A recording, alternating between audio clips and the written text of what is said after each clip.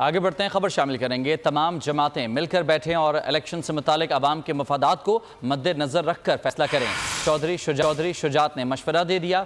चौधरी शुजात ने कहा कि ऐसा इलेक्शन होना चाहिए जिसमें वोट को नोट की ताकत से बचाया जाए। ऐसा इलेक्शन होना चाहिए जिसके नताइज तमाम जमातें कबूल करें। चौधरी शुजात ने कहा कि पाकिस्तान में ऐसा निज़ाम ज़रूरी है जिसमें महंगाई और बेरोजगारी को कंट्रोल किया जा सके।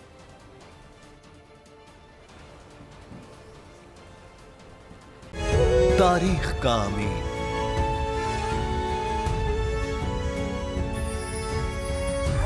आजादी की अलामत,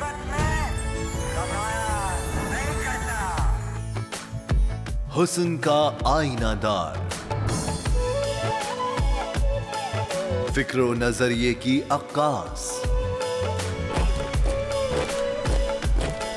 सरफराजी का गवाह, यानी हम सबका निगहबान पाकिस्तान।